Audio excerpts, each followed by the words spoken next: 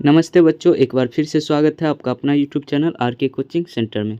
तो कैसे आप सभी, उम्मीद करेंगे आप सभी अच्छे होंगे। आज हम लोग करने वाले हैं क्लास 12th के चैप्टर 9, समझे।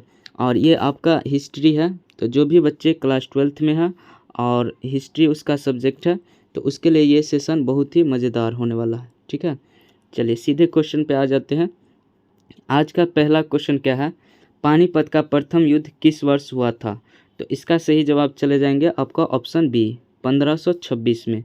अगर आपसे पूछता किसके किसके बीच, तो उस समय था बाबर और भारत के शासक थे इब्राहिम लोदी।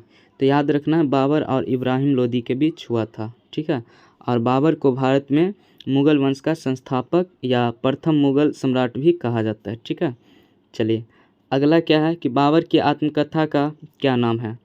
चलिए, जो लोग पिछले चैप्टर देखे होंगे उसको ज़रूर पता हो जाएगा कि इसका सही जवाब क्या हो जाएगा, तुजुक ए बाबरी। क्या हो जाएंगे? तुजुक ए बाबरी। और पिछले चैप्टर में बतलाए थे ये किस भाषा में लिखा गया था, तो तुर्की भाषा में। ठीक है, ये बाबर की आत्मकथा है।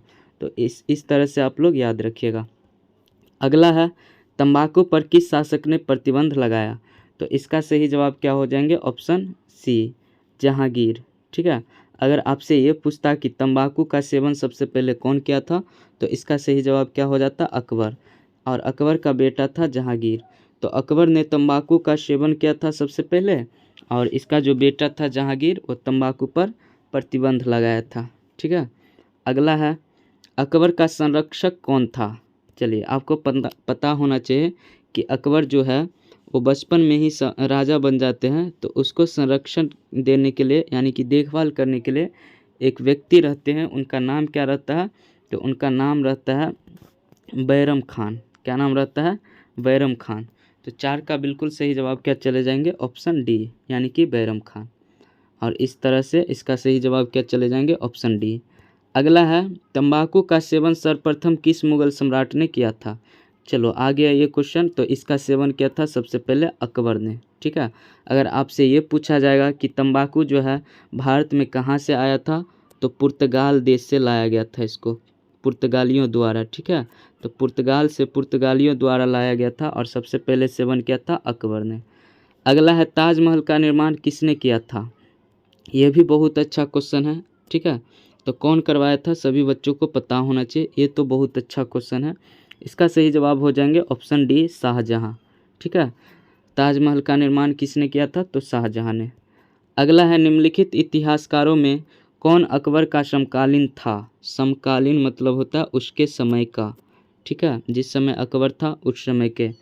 तो इसका सही जवाब क्या हो जाना चाहिए? चलिए, मुझे लगता है यहाँ पे होना चाहिए समकालीन, नहीं था इसका जवाब। ठीक है, तो फिलहाल इस क्वेश्चन का सही जवाब चले जाएंगे आपका ऑप्शन डी, मोहम्मद खान।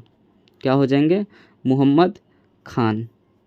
अगला है, किस प्रशासकीय सुधार के लिए शेरशाह खास तौर पर जाना जाता है? चलिए, जो बच्चे 12th में हैं उसके लिए ये क्वेश्चन बहुत ही वीवीआई है। ठीक है, ये क्वेश्चन कितना बार पूछ दिया गया है, आपको याद रखना है।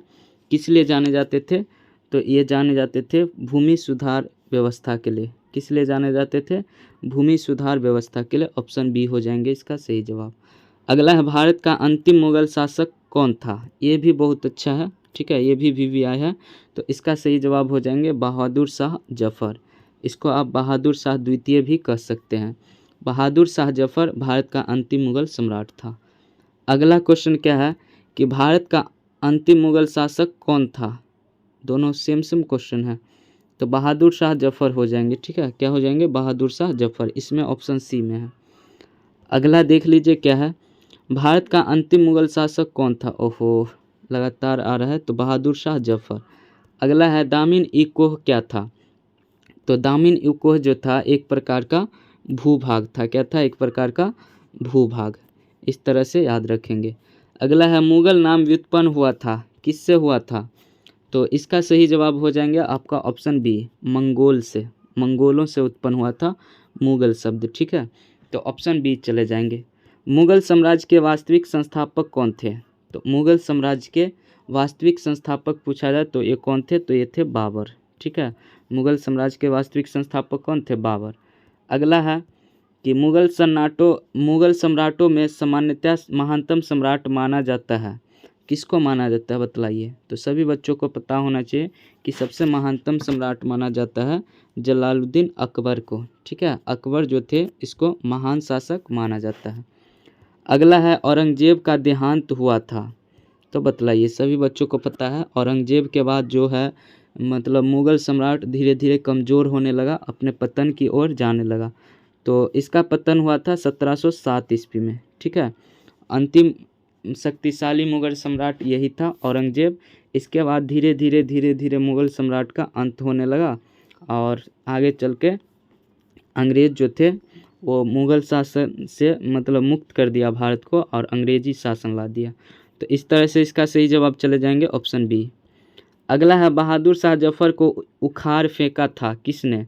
चलिए, अंतिम मुग़ल सम्राट जो थे बहादुर शाह जफर, उसको किसने उखाड़ फेंका था। चलिए, अभी बात जो समझे होंगे वो समझ गए, अंग्रेज़ों ने। ठीक है, अंग्रेज़ों ने उखाड़ फेंका था, ये अंतिम मुग़ल शासक था।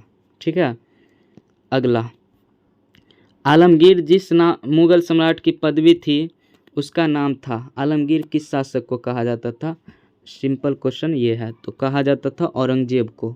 औरंगजेब को कहा जाता था क्या कहा जाता था, आलमगीर।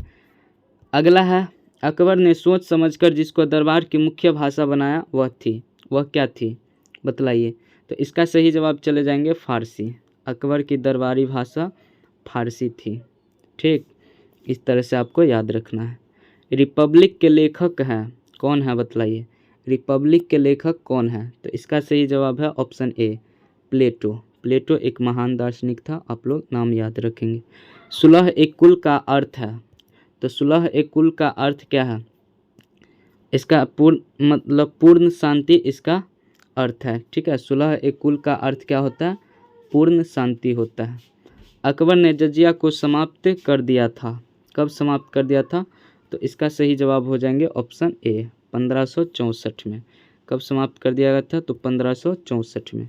तो ऑप्शन ए हो जाएंगे बिल्कुल ही सही जवाब। अगला है सुईम जिस मुग़ल सम्राट का नाम था वह थे। सुईम कौन था बतलाइए। तो इसका सही जवाब हो जाएंगे शाहजहाँ। कौन था, शाहजहाँ। शाहजहाँ के बचपन का नाम खुर्रम भी था। इस तरह से आप याद रखेंगे। बुलंद दरवाज़ा जिस स्थान पर है वह है, तो बुलंद दरवाज़ा कहाँ पे है बतलाइए। तो वो है फतेहपुर सिकरी में। कहाँ पे है, फतेहपुर सिकरी में। ठीक है, ये यूपी में पड़ेगा आपका। अगला है कि औरंगजेब ने अपने जीवन का अंतिम भाग बिताया, तो कहाँ पे बिताया था, दक्षिण भारत में। तो इसका सही जवाब चले जाएंगे आपका ऑप्शन डी। ठीक है, 25 का मतलब 24 का डी। उसके बाद 25 में है स्थापत्य कला का सबसे अधिक विकास किसके समय में हुआ था। देखिए, यहाँ से दो प्रकार के प्रश्न पूछे जाएंगे, एक स्थापत्य कला और एक चित्रकला। तो जब भी स्थापत्य कला वाला पूछे तो इसका सही जवाब क्या हो जाएंगे, शाहजहाँ। वहीं अगर चित्रकला की बात करें तब क्या जवाब हो जाएंगे, तब जवाब हो जाएंगे जहांगीर। अगला है कैप्टन हॉकिंस किस मुग़ल शासक के दरबार में आया था, तो ये आया था जहांगीर के दरबार में।